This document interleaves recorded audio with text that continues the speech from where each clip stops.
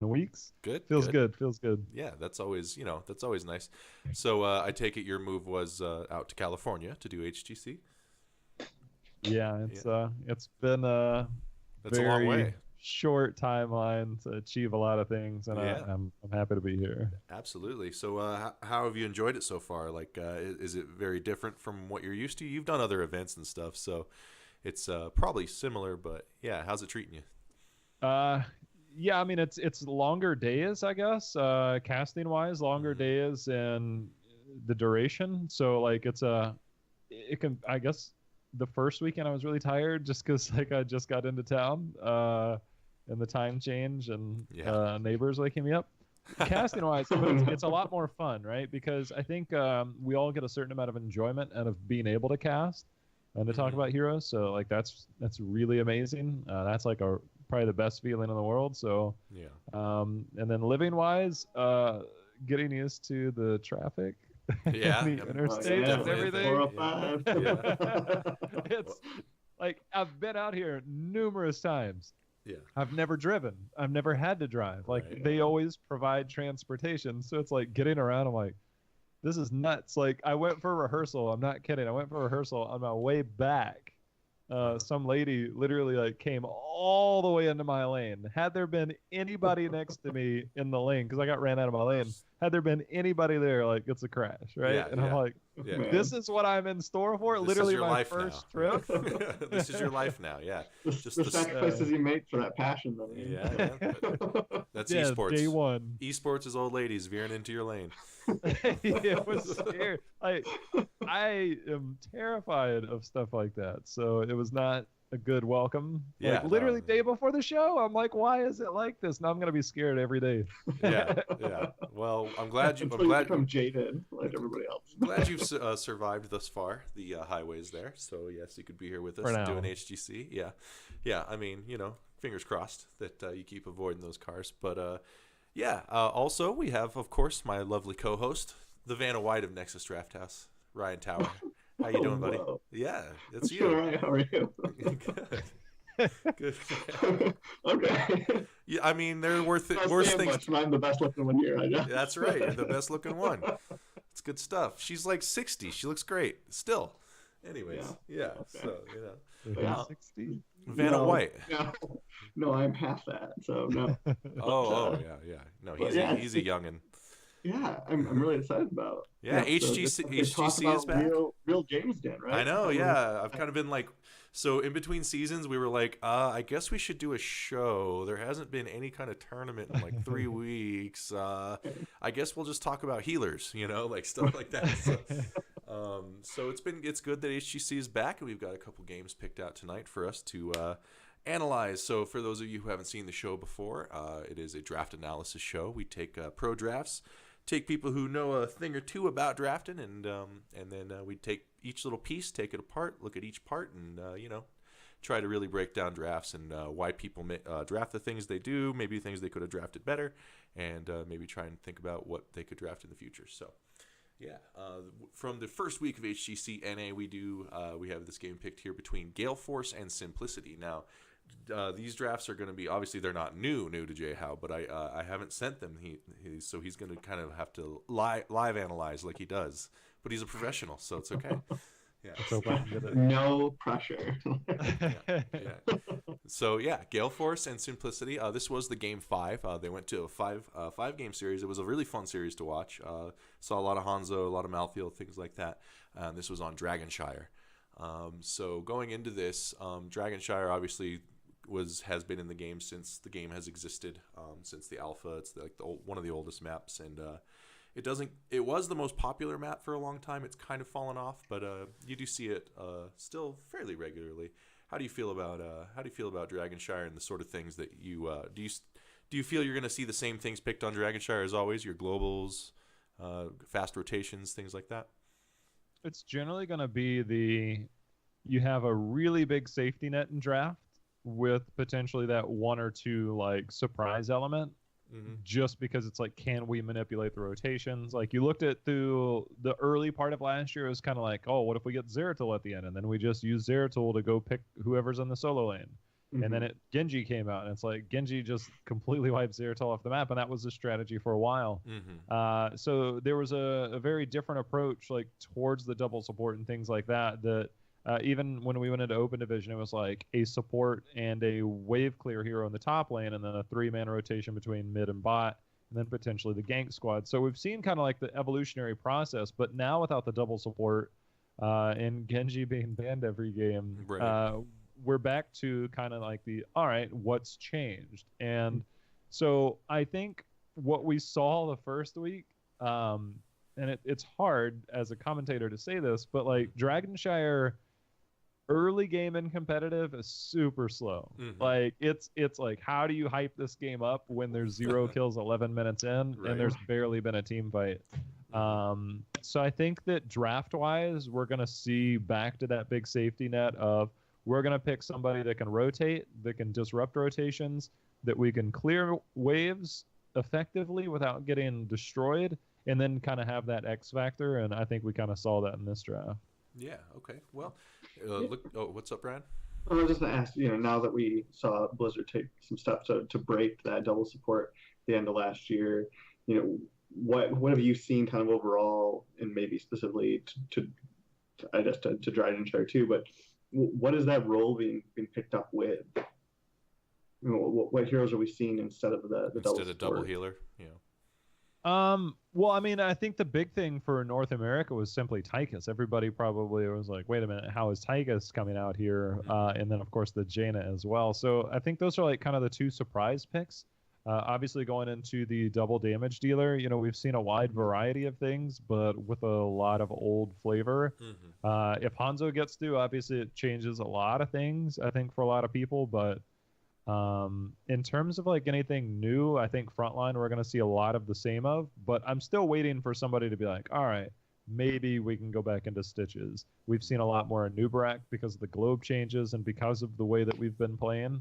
And it goes back to Anubarak's heyday was around May, June of last year, before the double support really came in, because a solo support, if you can cocoon said support who has an incredible ult like Uther or Lucio, all of a sudden it becomes a lot more appealing to kind of run Anubarak. So I think the Anubarak coming back is a big part of the double support not there. And then if you look at where Jaina and Tychus fits, the Jaina pick we can probably break down a little differently, but Tychus has Relentless Soldier at 7 and Neosteel at 13. Plus his Odin gives him armor, so it makes him a lot tankier. Yeah, it's a very safe pick, and in our double warrior setup, so you have somebody that has activatable spell armor, which is incredible. Relentless Soldier in case he gets dove and CC'd. You also have an Unstoppable in the first channel part of Odin, which we actually saw a couple of really good plays of that. Plus you get the armor. So Tychus kind of fits that. We're out of the double support, so Odin, why do I keep calling him Odin? Tychus and Anubarak, I think, are definitely the biggest beneficiaries of the lack of double support, and that's why we've seen so much of them in the meta. Okay, that's good, because someone asked in the Reddit thread that exact question: why are Tychus and Jaina back? And you basically, because of the space created by the healer nerfs, and so you don't have to double healer. Is that essentially why you think the Tychus and Jaina are here, or is Jaina a different reason? It's more Tychus and Anubarak, I'd say, because of lack of double support. Jaina, I think, is just kind of like the North American flavor of the week right now. Yeah. I think she came out pretty effective, and I'm sure this has probably popped up in Scrum, so people have been at least practicing it. We've seen some killer plays made, especially going around Water Elemental to really set up combos and get stuff. Obviously, Jaina doesn't get her Ice Block until she completes the baseline quest, which generally doesn't come until late. I think in competitive, when we look at competitive, due to the lack of team fights, it's generally completed much later than what people anticipate. And so the Jaina, I think, is more flavor of the month, but also gives you that burst style potential to follow up in CC. The lack of cleanse on a lot of heroes and things like that do make it hard. She fits into that burst role really well.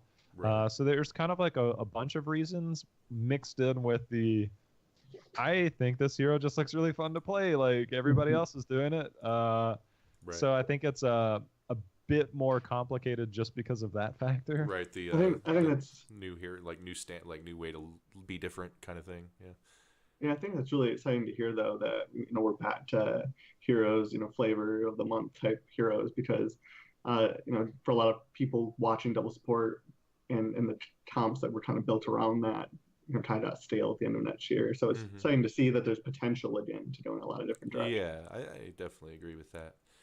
Cool. All right. Well, the first ban did go to Gale Force on this, and they did ban out Genji, and then Simplicity bans out the Hanzo. So the Shimada Bros are. I think it's backwards. But... Oh, is it backwards? Oh yeah, you're right. It was Hanzo. Yeah. So Gale Force bans Hanzo, and Simplicity bans Genji. So the Shimada brothers, we did see this a few times, actually quite a few times, where they both just get banned out. Those Overwatch heroes.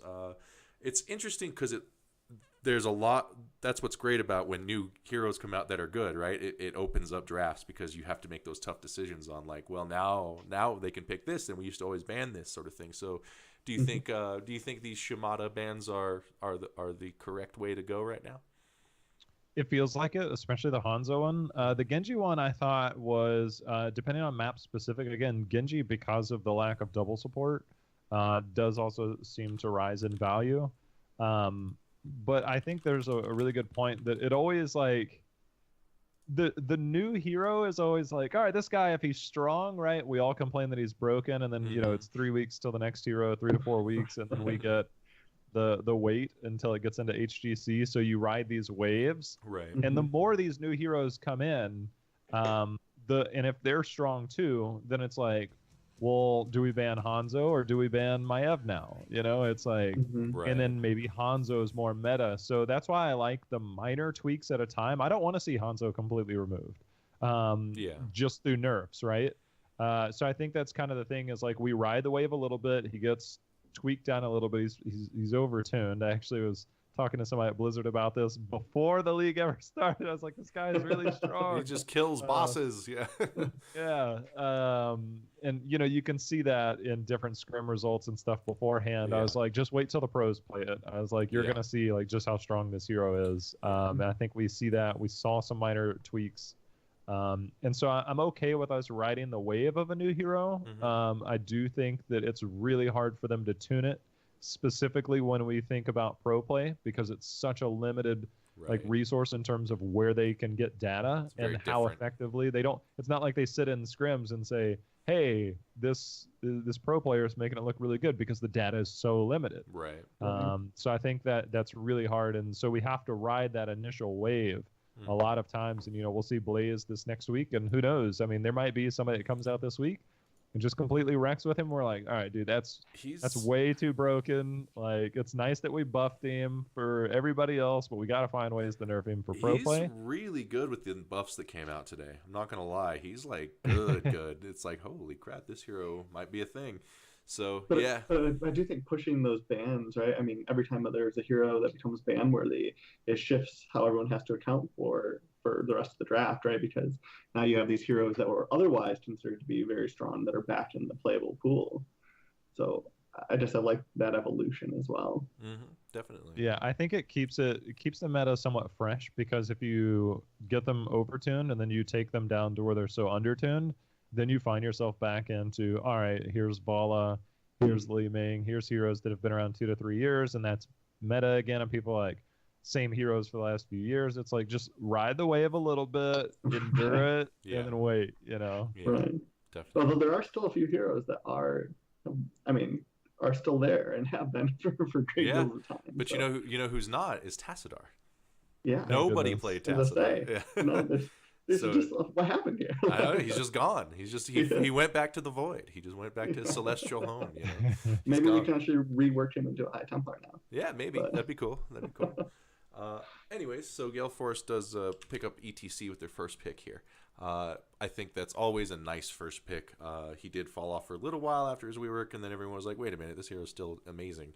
And it's just a solid tank, and it doesn't give anything away, really. So do you think ETC's first pick worthy?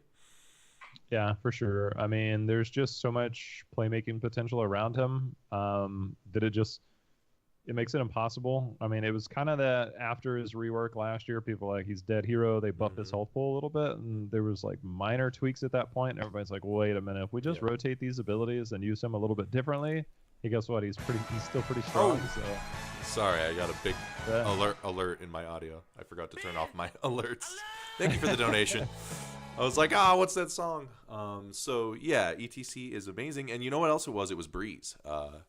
Fnatic, he was just like, I'm just going to keep playing ETC, and they won. And then everyone was like, oh, I guess it's okay to play ETC again. So, yeah, solid first pick. Going back over to the first rotation on Simplicity's side, they do pick up the mainstay, as Ryan was saying. There are certain heroes that are still there and are always been there, and one of those is Greymane. And they do pick up a Stukov with the Greymane, which I found to be an interesting early support choice there. What do you think of these two picks, Jhow? The Greymane pick is stats I've been trying to like really pull these, right? So Greymane was an abysmal 6 and 17 in North America alone. And he was highly prioritized the majority of that draft.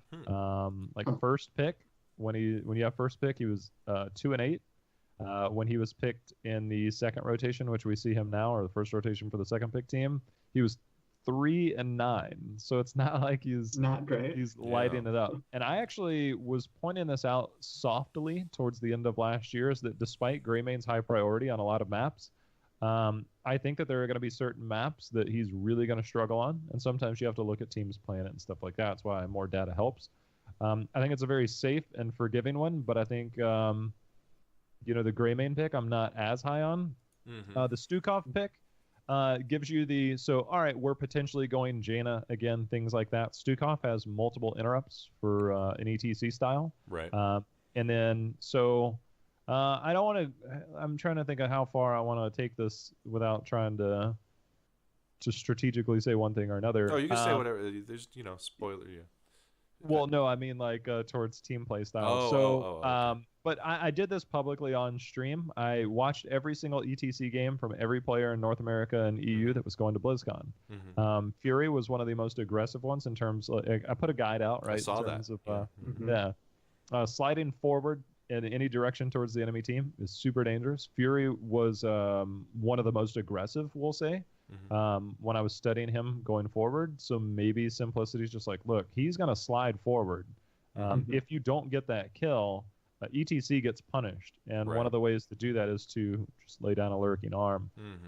So I think it gives you kind of like that twofold value of it gives you interrupts, it gives you the heals that you need to sustain on this map.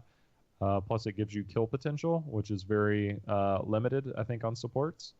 So I think, to me, I'm more than okay with a high priority on that, as opposed to taking a Lucio for themselves. Right. So you like the Stukov. It's the Greymane you might take issue with because do you think it's more of a thing where like Greymane's just thought of as like he's just always great and maybe he's not so great anymore in this current meta? It could be, but if you turn around and you give up an ETC Greymane, that has incredible early game kill potential with any other damage dealer. That's actually one of the most threatening ones. Plus, he has really good follow-up to an ETC style. So I think it's a safe pick and a little bit of a denial at the same time. But I think a lot of people are going to be really high on Greymane. We'll see how long that trend continues, though. Okay, cool. Well, that's definitely interesting to hear. Yeah, that's a very good point about the Stukov there and the kind of the counter momentum and his ability to actually secure kills. So Gale Force over here on their side, they do pick up the Lucio we mentioned and Dahaka for the global. The Dahaka obviously has always kind of been a staple on Dragonshire. So there's that. And the Lucio, since the healer nerfs, Lucio is kind of one of the survivors, I guess, of the healer nerfs, where he's still picked and considered top tier. Do you think Lucio was the best support choice for Gale Force here, or do you think they could have waited to pick their support? I personally think Lucio's like top tier.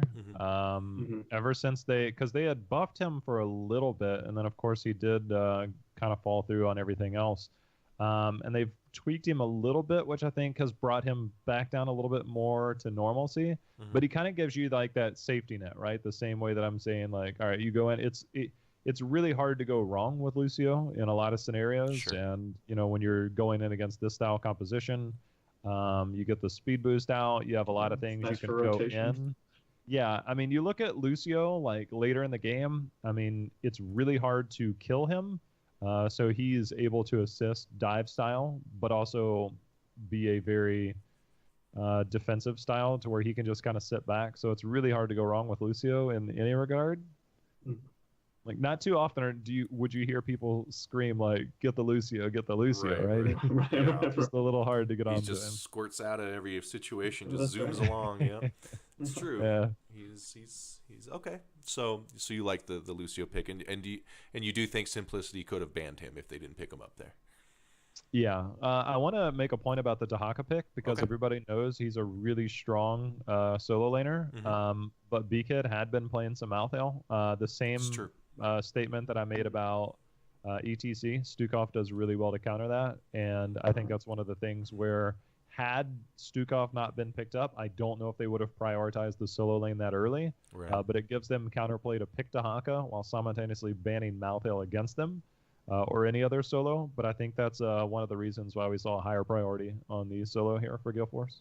Okay. Yeah. That's Alright, interesting. Yeah. The Stukov. So the Stukov really, you feel the Stukov pick kind of really spun this draft in a direction, like a completely different direction, just because of all his potential. Okay.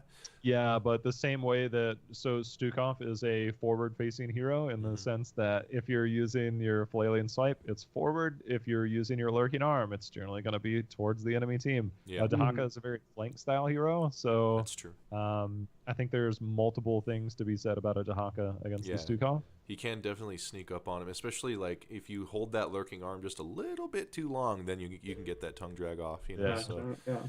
yeah. So, From any direction, and they're all. I mean, they've all picked up fairly mobile heroes mhm. for that type of playstyle. Yeah, when I look at Gale Force's draft so far, that's what I see. I see mobile. I see map control and really fast rotations. I see Mhm. more survive and kill when we fight on the side of Simplicity. So looks like a little more macro oriented draft for Gale Force to me so Yeah. far.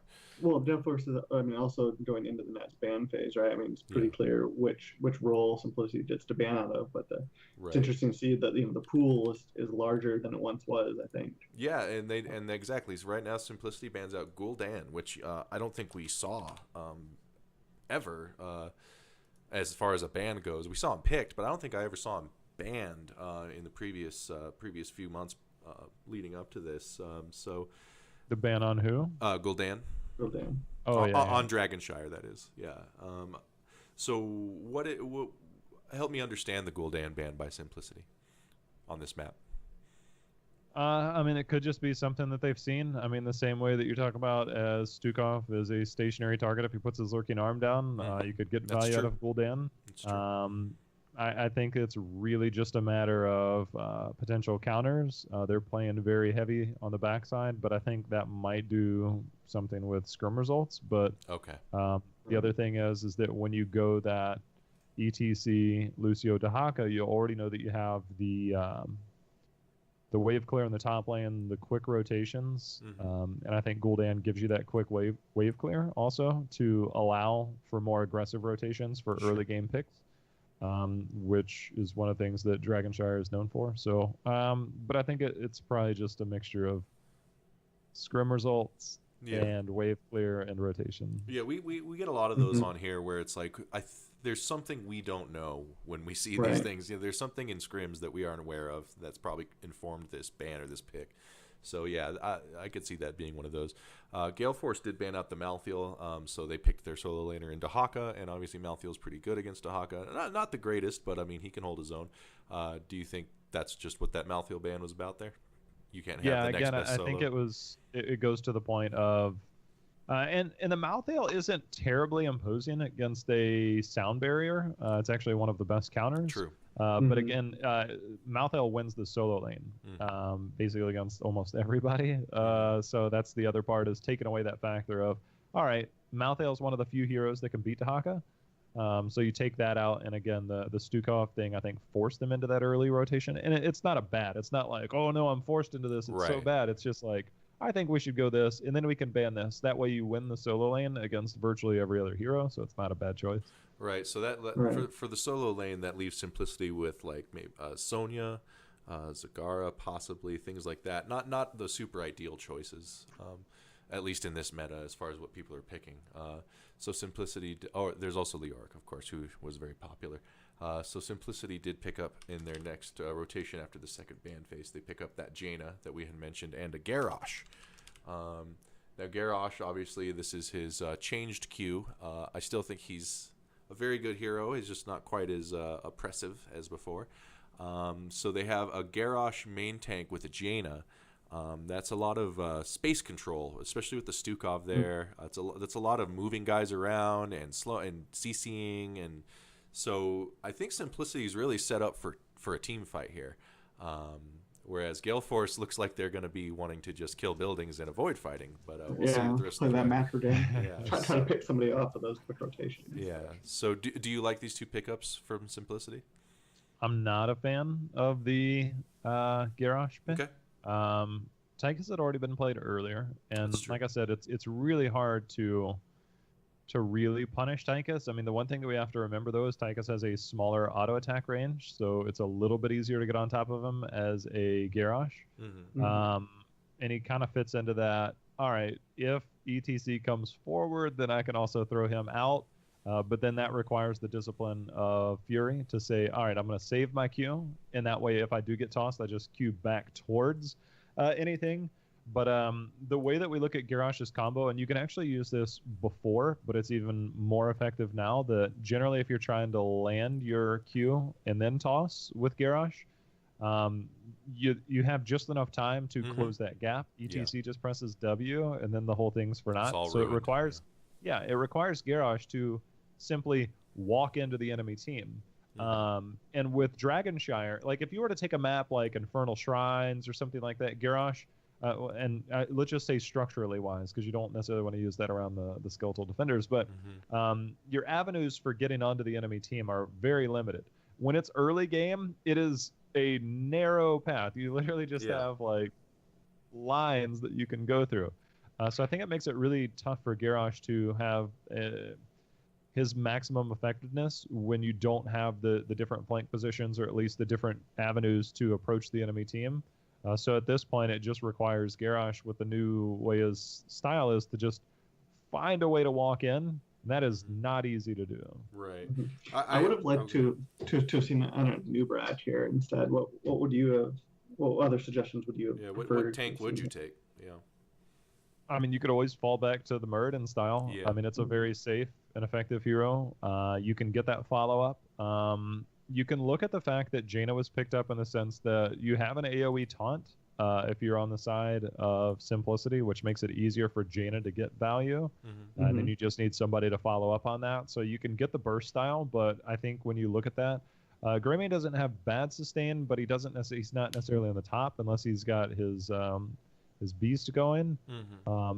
But he kind of falls into that category of like, all right, if I can find the opportunity, then I can finish a kill. So, and if need be, you can finish multiple if you get the reset. So I think the synergy is really there between Garrosh and Jaina. Again, the Garrosh I think is hard to execute. I'm not saying it's impossible. Yeah. I'm just saying it's difficult to execute. Maybe not the most ideal. Yeah.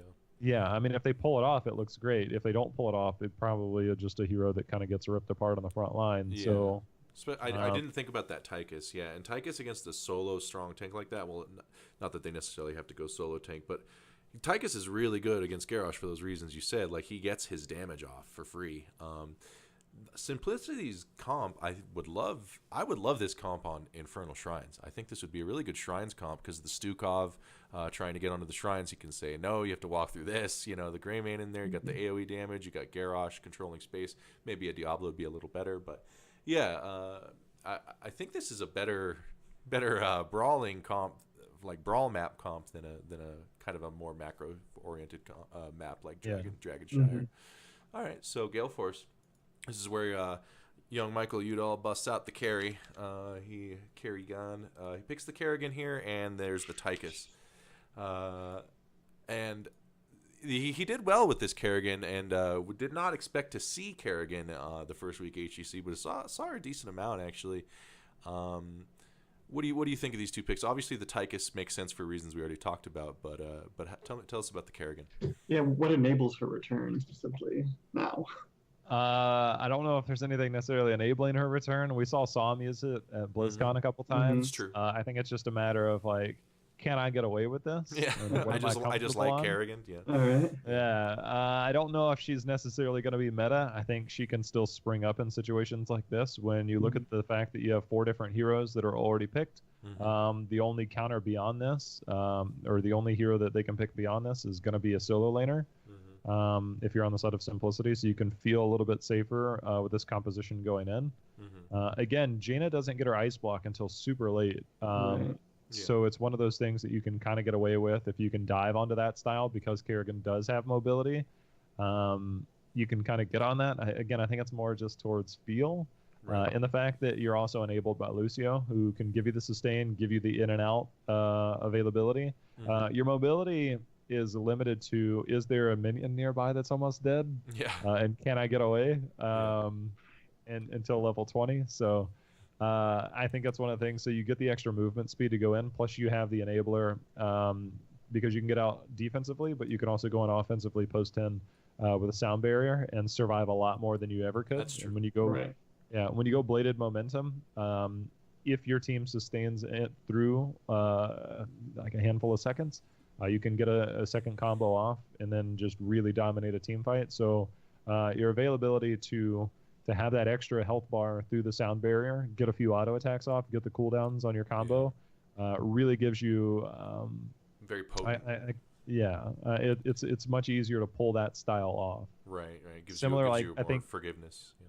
Yeah, like if you were to go into like an Uther, right? I mean, there's a few heroes that you probably wouldn't want to go in on with a Kerrigan, but Lucio's pretty strong. Yeah. See, like me, it's just a ballsy pick to me too, though. I don't know, like just the Stukov and Jaina alone. I'm like, if I don't blow Jaina up, then I'm slowed and pushed around and silenced, and like I'm not getting out, you know. Yeah, but if you look at Gale Force's comp, the mobility base, the rotation base, they're very fast. Like I mean, it's something that can work here. Yeah, I mean, it did work. They won the game, so you know. Right. Yeah. So Simplicity. Go ahead. What's up? Yeah, pre-16 though, like until Jaina gets a root, like you can get silence, but Lurking Arm goes down generally as like a soft counter in the beginning, and then once that's gone, that's a long cooldown. Once Jaina gets rid of her burst, that's long cooldowns. Right. So there's not a ton of threat beyond that. So if you can weather that like first cooldown rotation, which you can with a Lucio, then you'll be fine as a Kerrigan. Which obviously worked out. So maybe we'll see some more Kerrigan against certain types of comps in the future. We'll see. Simplicity did finish out they got their solo laner with the Leoric here, who's seeing a lot of action in the HGC so far. Pretty popular solo laner and off tank. I like the choice. I think given what they had left as a solo laner choices, I probably would have taken Leo above a few others. What do you think? Just Leo level 13 alone against burst style like we have here, or at least burst / sustain. Yeah, he's like key, it's man. just like, all right, like you're coming in, let's just reduce some of that damage for a bit. That's like, I think that's one of the big reasons here is like, look, we have enough damage, we don't need a Sonya style, there's no mouth ale, so let's mitigate some of what the other team's doing. Plus he's strong. Yeah, he is strong, and and it's very safe to do that Wraith Walk too with that level 13 talent, given the builds that they take. You can get in there, and you know you can do it from a very safe distance, and it's very also Entomb. You know, Entomb is still a very powerful ult. So those two things, and he can hold his own in the solo lane. So I expect to see the Skeleton King in HGC quite a bit, but maybe I'm just wishful thinking because I love that hero. But we'll see. Yeah. All right. So that was the first draft between Gale Force and Simplicity. Gale Force did win the series and this game with their high mobility macro comp. And the Kerrigan was definitely a big factor when the team fight actually did break out. She did really well, and not a big part of it was that sound barrier, like you mentioned. So it worked out for them. The Tychus ate and shredded the Garrosh quite a bit in this game. So and he's, like you said, a nice one of the safest ranged assassins because of his talent choices. So there's that. So let's get the next game going here. While I change the names on here, we got Heroes Hearth versus Tempo Storm. Jhow, why don't you tell us what your favorite hero and skin is? Someone in chat wanted to know. Like together or separate? Separate your favorite hero and your favorite skin. Yeah. My favorite hero tends to teeter between Sylvanas and Butcher. Is that to play or to watch? To play. 100% to play. Oh yeah, you're a big Butcher guy. That's right. Yeah. Skin? Whew, I don't want to say the new Abathur skin, even though it's really dope. good. It's really pretty good. dope. Yeah. It's probably one of the Sugar Plum skins. Okay. Or like Kalthas's Cyberhawk. Really cool. Oh, so good. That green one. The Christmas skins really did it for me though. Like the Vala Christmas skin is really good. Yeah. It's a lot like the Sugar Plum. Yeah. So probably between those two, or the Li Ming lunar skin is amazing. I haven't got it yet, and I'm hoping like they do another lunar thing. Yeah, I've always been like, it costs money, so I'm not gonna pay. Sure, those things do cost money. Yeah. And see, I'm never able to do that thing you just said. I'm like, it costs money, therefore I give them my money. Yeah, that's me. Yeah, I'm a skin. I like skins. What can I say? Do you know, Tatum, you needed a drink? We just heard some positive things about Sylvanas. I know you don't take that. Oh, I know. Yeah, I hate Sylvanas, Jhow. That's okay though. I forgive you, man. It's because I play Hero League, you know, and like Sylvanas in Hero League, a lot of them don't really know what to do, and I think I'm not a big fan. Hey, Ryan, do you see my cool posters back here? In my new room? I did. I don't actually. I can't see the. There's some glare. It's glare. Is that the Zarya and Braxis? Yeah, that's the Machines of War print over there. Very nice. And that's the BlizzCon 2014 because that's my favorite key art. So yeah, very cool. Good stuff.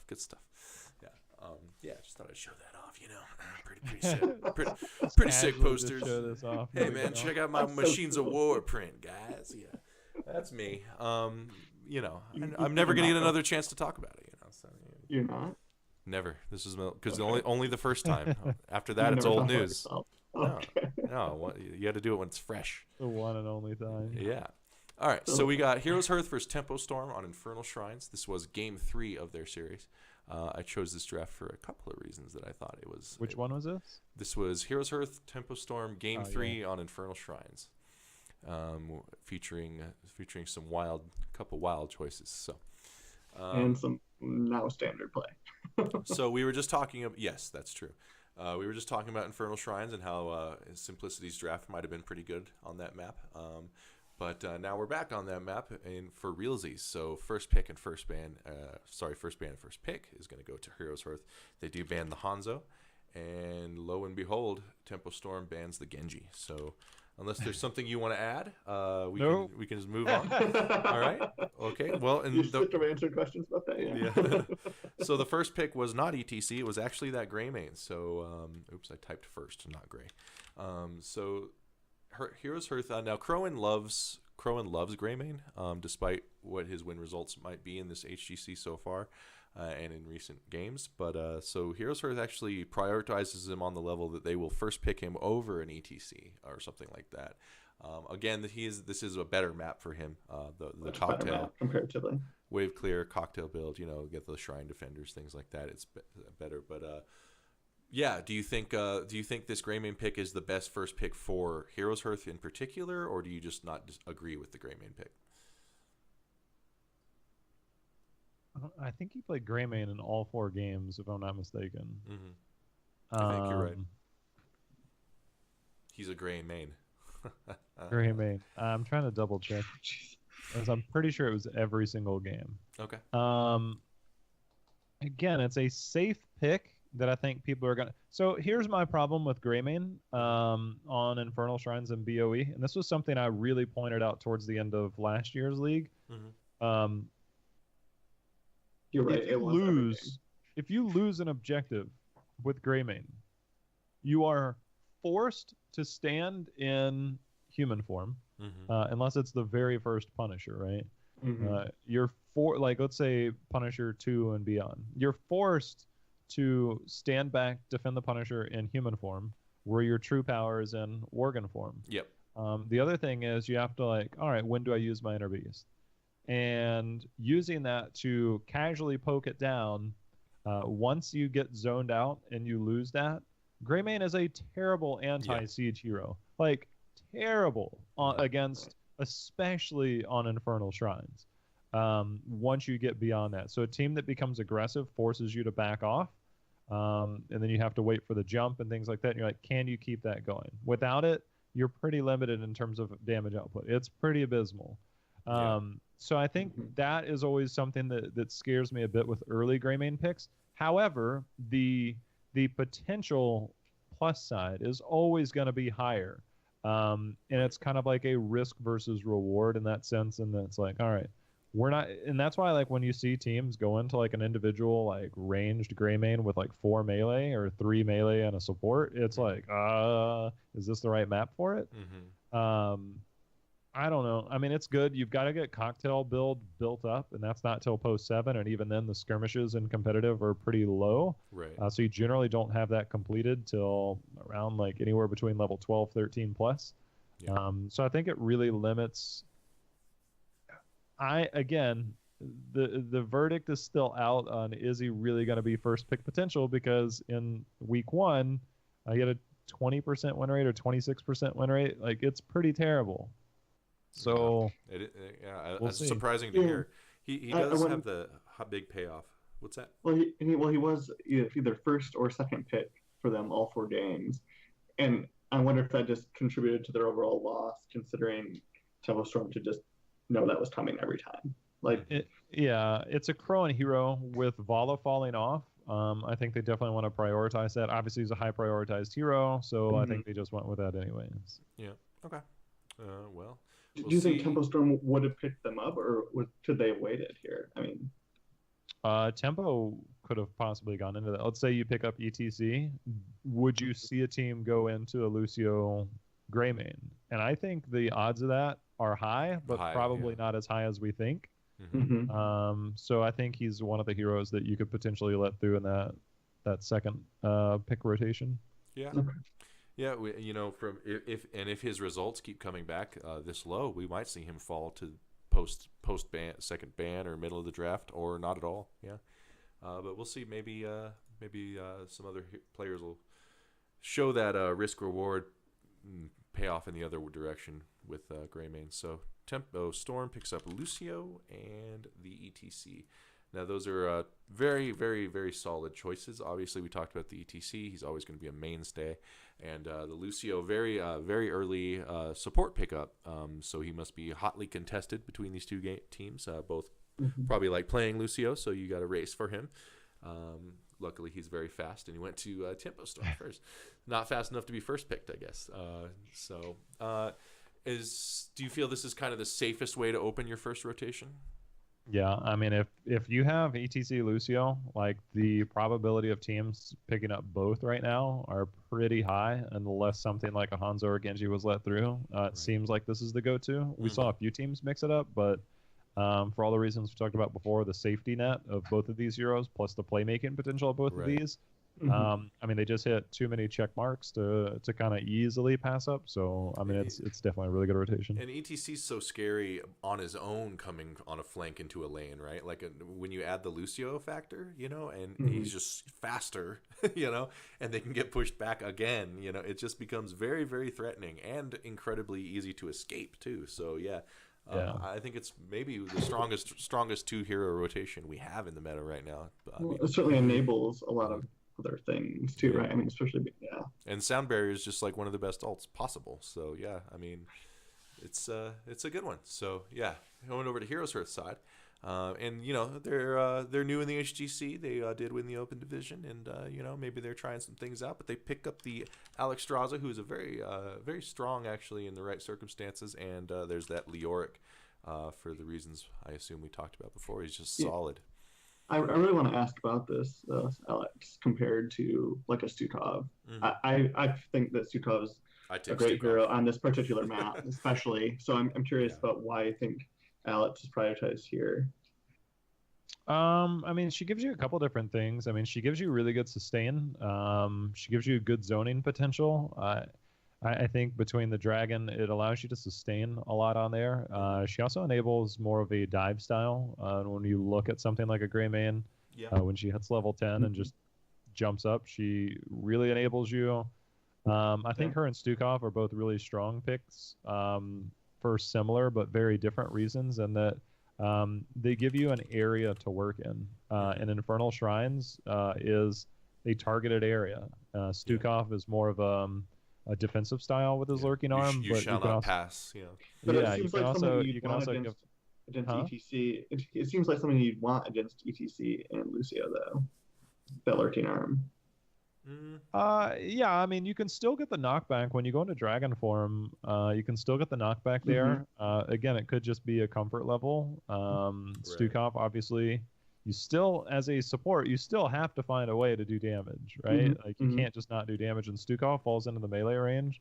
The minute he turns into a heal bot, you wonder, like, are we getting the most out of his kit? So he needs to smack that arm around. Yeah.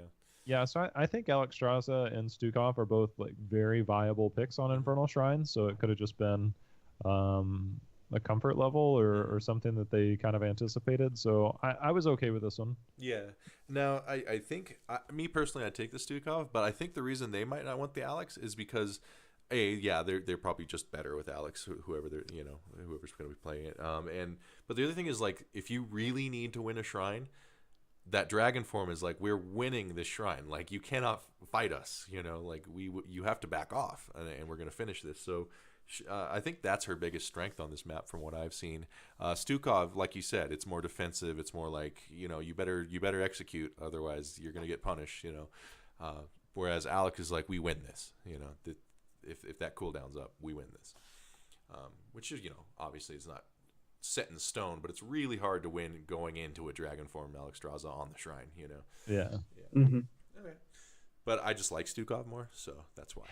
A lot of people do for good reason. Yeah, I mean, that when you hit that silence just right, it's so sweet. Yeah. So, all right. So Heroes Hearth bans, second ban. They do ban a diva here. Very interesting ban. I've seen her play it on this map, a little more frequently.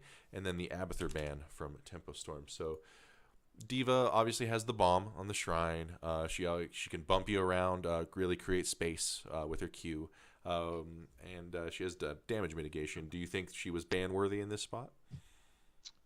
Yeah, I mean, I think this kind of falls into scrim results, but also if you kind of look at the way it works, it kind of, I actually tried to make this point during the show last weekend, is that if you go back to Infernal Shrines at Midseason Brawl, it's the first time we saw her. Somebody dove too far, so Diva just kind of went in and made sure and put the bomb between that one person and the rest of her team, which isolates a hero. Hero isolation in competitive is one of the strongest tools in the game. So then if you look at Diva and her ability to do that, you have to look at what else kind of falls around that. You have two heroes that were already picked that have buttons that knock people either back into a bomb or knock them away from their team in ETC and Lucio. So there's some definite synergies that go into playstyle like that. It's like, especially the top is like the scariest part to fight if you're going up against the Diva, the top shrine. But a lot of it is hero isolation. One person goes too far. You can slide over, W out, Diva comes in, gets a knockback, puts the bomb down. And now that one person is literally running for their life by themselves. So I think Diva has that play style. It's a matter of execution. Yeah. But I think that it also goes back to scrim results as well. Sure. Okay. It seems like a lot of control, especially if you give it to a team that already has Lucio, ETC. Yeah. And it's not like you can, and if you're looking at the bans here, it's not like you can ban some like assassin you're particularly afraid of, right? Like there's not like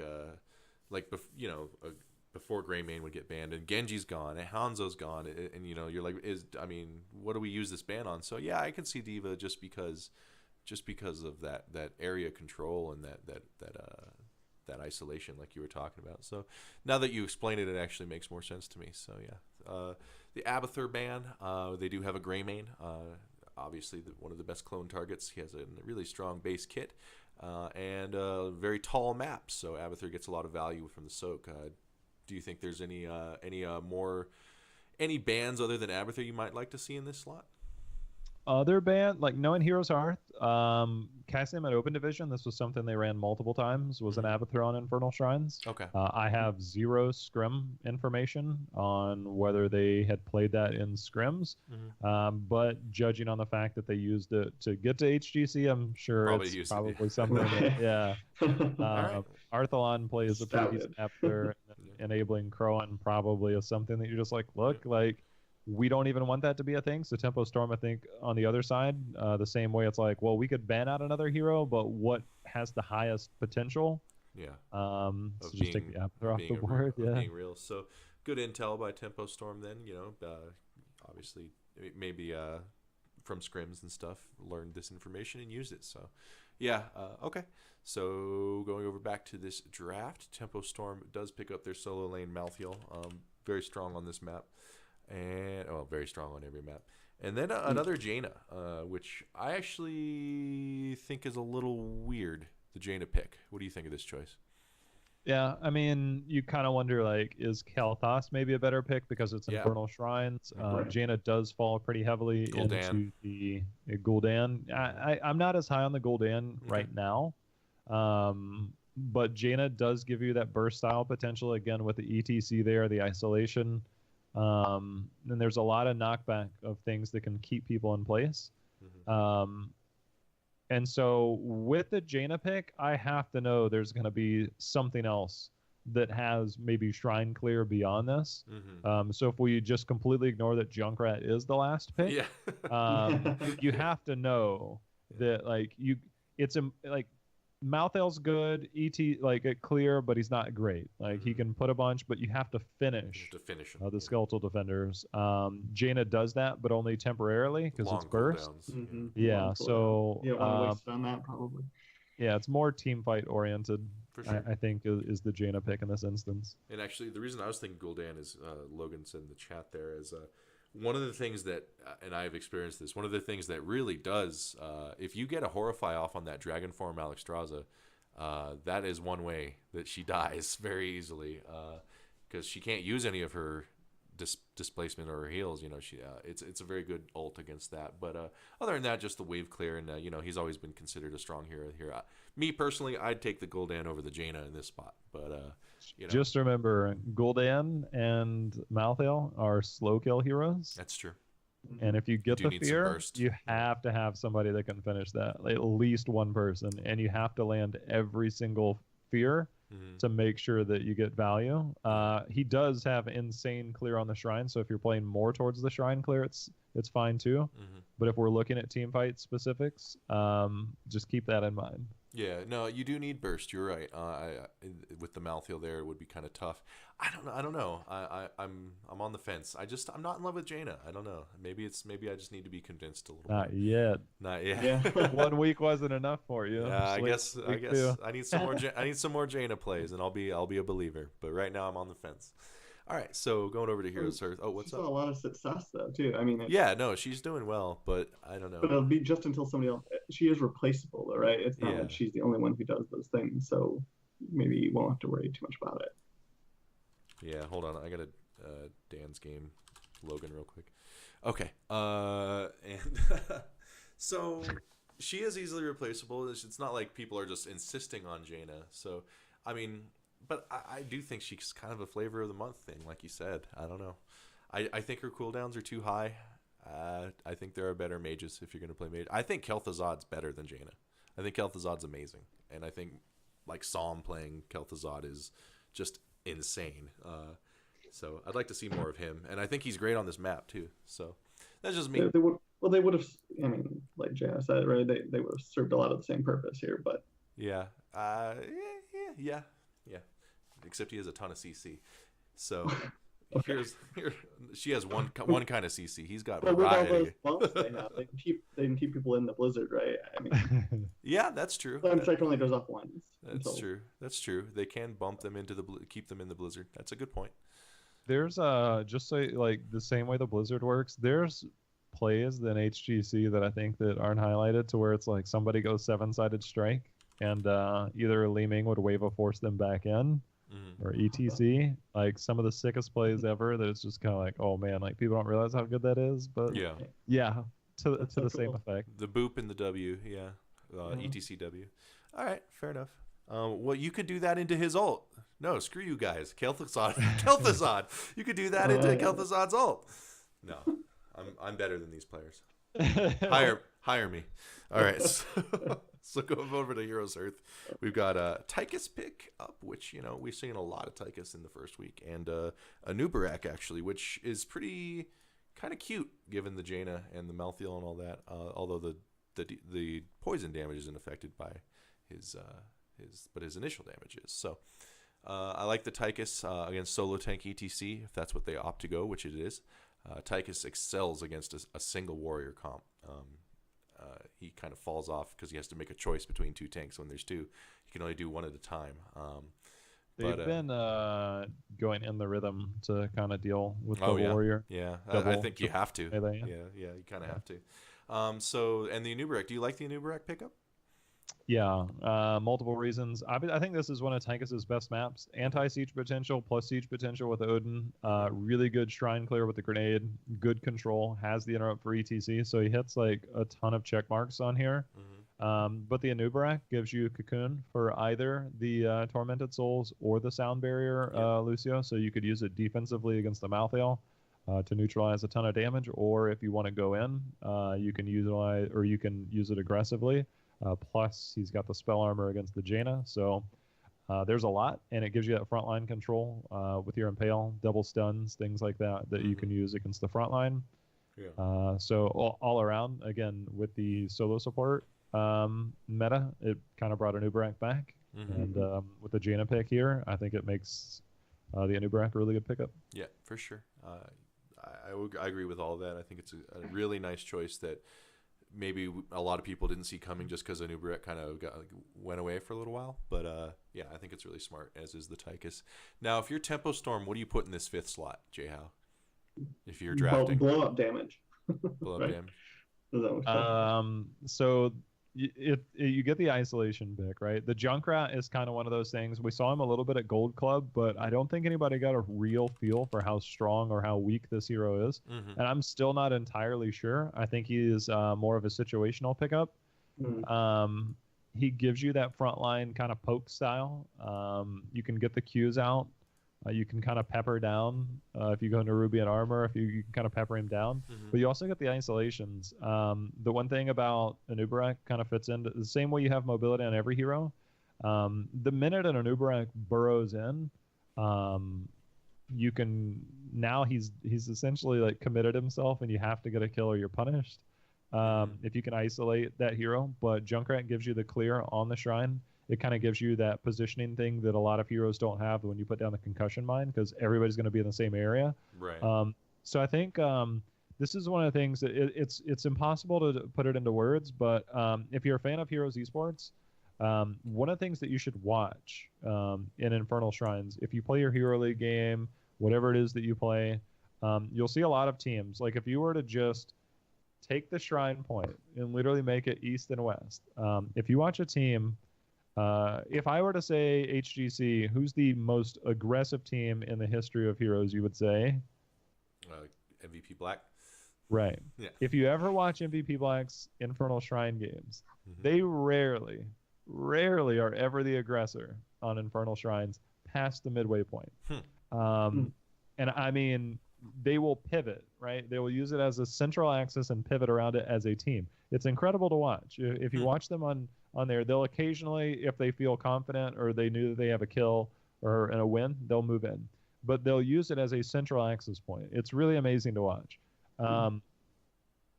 If you watch a lot of other people, they're willing to dip their toe in the water. Like, I'm going to walk a little bit past. I think I can be a little bit aggressive. I feel like we can go here. Plus, you also have the big AoE heal from Alex Straza. Yeah. So the concussion mine gives you that value to disrupt a lot of what teams do on Infernal Shrines. It gives you the clear. It gives you anti-siege potential. It gives you siege potential.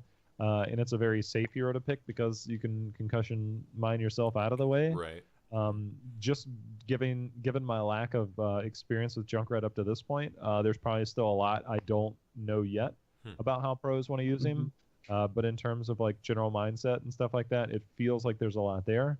And I think, again, it contributes to the objective. It gives you control. You displace somebody and then slide on them with a Jaina. The isolation part is really good. So I think, given this composition, I think it's an incredible pickup. It worked. Especially the way it worked they really played well. it. Yeah, it worked really well. Yeah, I would have never ever, like, if someone had asked me what I asked you, what do you put in this last slot? Junkrat would not have even crossed my mind. I would have like forgot he was in the game, you know. So, but it worked beautifully, and I guess what you're saying is when you're talking about KSV Black or MVP Black and how they use the shrine, he punishes those people dipping their toe really badly. Yeah, is what you're saying. Yeah, insanely strong. Like, and if just their games are masterful to watch when they play it on Infernal Shrines, and it doesn't matter what their composition. They could have like 5 melees and they'd probably still play the same way. It's a really interesting tactic that they use, and I'm surprised like more teams. No, I've never noticed it. The biggest one, if you actually go back, my favorite one, for if you ever want to really go back and see this point, is to watch Spring Global Championship in 2016. I can't remember who they were playing, but it was an Infernal Shrine games. They picked Diablo. If you could literally just center directly onto the screen and hold a pen or pencil up to that screen and literally just rotate it around, you will see 5 heroes continue to move beyond that access point, and they are willing to wait and engage behind one moment. But the Diablo was like, all right, Diablo would literally just stand on the point. He would rotate around that, and everybody would move to create avenues to capitalize on that. Whether it's just like mathematically done, like we got trigonometry going on there or not, their mindset is to rotate around my tank, and then the minute he creates an opportunity, I'm in position. And the way that they play it is really a phenomenal way to experience Infernal Shrines at literally the highest level in terms of shrine control. I mean, I'm not saying that they play the map perfectly or another team doesn't play it better, but I think Junkrat is one of those heroes that can punish people pretty heavily on this map, and all it takes is that one pick or that one disruption of what you feel is normal, and it makes it a really, really strong pick. I would like to see that game. Yeah, that'll be fun to watch. I mean, to have to watch too. Yeah. So so the Junkrat worked out really well for Tempo Storm here, and they did end up winning this game in the series. And the with the Junkrat pick. So I'm glad I picked this draft to analyze, because I didn't really understand the Junkrat pick, but now I get it. I get it. Like I got it when I was seeing it, but I was kind of like, oh, they're just dying to Junkrat. But now it's like, oh, it actually makes a lot of sense. Yeah, so that's cool. Did you get to watch that game, like the full game, by the way? The Heroes Hurt, this one we just did? Yeah. Yeah. Do you remember when Fan used the concussion mine on the Tychus to blow him up over the wall on the Punisher defense? That moment, when I talk about isolation and getting a pick, and I talked about this a little bit on Town Hall, is getting one pick and then like maximizing what you get out of that opportunity. That pick on the very first Punisher effectively gave them like a 95 to 99% probability of winning. Really? Like just So if you just watch for the minute after that happens, Heroes Hearth had actually split a bit. Generally, first Punisher gets maybe a tower, maybe the full wall, and a little bit of fort damage. They cleaned house and proceeded to just dominate for the rest of the game. And when you watch plays like that happen, it's really hard to understand the impact that they had. That was one of the single strongest plays, but yet it's like, oh, it's 4 minutes into the game. They killed a Tychus. It's not that big of a deal. It literally won them the game. It creates a momentum. It shifts the structural Heroes balance. Hearth literally has to take either a talent tier down team fight, a 4v5, a 3v5, a 3v4. They literally have to execute some of the most difficult challenges in the game to come back. That play by Fan is so like impactful on the game. Yeah. It looks cool. It's very like, wow, that happened. And it's very early in the game, but like literally Tempo Storm is a good enough team that they know how to win the game after that. That's why I think Tempo Storm is such a good team. Yeah. And actually, it's funny because you're used to seeing Tychus chase over a wall and throw a grenade and get a kill, but it's the opposite actually. But it gets you. Nope. Well, Yeah. those type of moments have to be so disheartening for the other team. I mean, Like if you you're literally playing at find this level, yourself like, wow, what do we do now? Like Yeah. we Right. literally are going to be clawing our way back for a long period of It's gonna time. be and the you have to get probability of lucky it at that happening. point. You have to have Yes, you do. some breaks. You know, something has to break your way at that or point. yeah, they play mechanically bad for a moment or something. Yeah, But, they have to make a mistake. It's not up to you anymore. Yeah, like and it's hard. It's hard to play like that, but it happens. And yeah, a player like Fan and the other guys on Tempo Storm know just what to do with every little advantage. So it's kind of like walking out of draft with the the short end of the stick, right? Yeah, it is. You already went down. When you know you lost the draft, you're like, well, I hope they screw up, you know, like and that's how it feels. Yeah. Yeah. So okay, well that's interesting to think about, and definitely looking forward to seeing Tempo Storm. See how Heroes Hearth grows, seeing Gale Force, see what they can do with their potential through the rest of the season, and yeah, Jhow, what do you give us your Dark Knight for the NA? Who's gonna, or Dark Horse rather, who's gonna do better than you think they will? I think it's a 2 to 3 team race for me, and that I think it will potentially be Heroes Hearth, Simplicity. And then Team Freedom, I think they're kind of the potential to be that 3-4 slot, but there's potential that they could go up or down depending on how things work. So I'd say probably if we're looking at like true dark horses that people aren't expecting, I'd say it's between Heroes Hearth and Simplicity. Yeah, I think there's Freedom is kind of a team that people aren't talking about much yet. But that was true of them last year, and they did make some waves. Obviously, they're different some different players now. But yeah, I think I would go with Team Freedom personally in NA. But we'll see. I think it's got to be Heroes Hearth. Heroes Hearth Came out of the Open, and those names have been around for a while, but seeing them play together. I mean, who even is the favorite to win NA in your view? I mean, there's no clear cut favorite. Like, who's your, like, if you ask who's the favorite to win BlizzCon, you're always like, oh well, KSV, you know. But who would you say is the favorite in NA? I'd say it's probably Team 12 and Tempo. And there'll be a lot to make of it this weekend. Sure. What day do they play? I don't know. Hey, look, I'm pulling up the schedule. Okay. I got it here too. Phase group stage 1. Oh, it's Friday. It's literally our first NA game on Friday. Oh, nice. Well, there you go.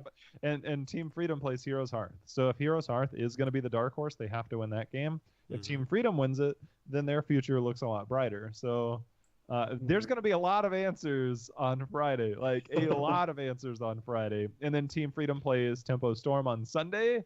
Like there will be a definite molding of power rankings in North America after this weekend. Definitely will set the pace for the as we go in, because those are some important matches. Well, I'm excited about it. I'll be watching tomorrow when I'm not at work, or then I'll be watching the VODs. It's so great to have it all back. Yeah, I know, right? Yeah, love the off season, but absolutely. So yeah, we're gonna have some big games this weekend, and Jhow's gonna be there the whole time, doing the play-by-play, giving us the action. Congratulations again. It's exciting to see. Thanks, man. I get to talk loudly about video games. So. Yeah, that's pretty good. That's pretty fun job. So yeah, thanks for coming on, Jhow. We appreciate it. If you guys missed any of this, the VOD will be available on YouTube within 24 hours. And of course, it will be here on Twitch right after we finish. Jhow, do you have anything going on that you want to put out there other than HGC? Like, you got some guides coming out or doing anything like that? Well, I just got my computer Tuesday. I just moved in, so like streaming and everything has been entirely limited. But I do plan on streaming. I wanted to today, but Cox Cable took 3+ hours to fix my internet, so my day was limited.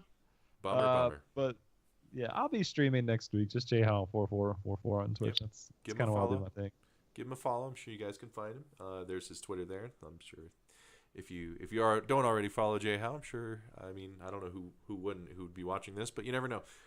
So yeah, that was episode 53, Nexus Drafthouse. Ryan, that was a good one. It was. It's a lot of fun. I'm be looking forward to see how some of these predictions pan out and kind of where the meta goes from here. So. Absolutely. Maybe we'll see some more Junkrat, but we'll find out. All right. More Jaina. More. Well, we'll see. We'll see. Maybe. I'm sure there's more Jaina. There's definitely some more Jaina and some more Hanzo bands. We'll see. Guaranteed. All right. That was episode 53. Thanks for stopping by, guys. Talk to you later. Night.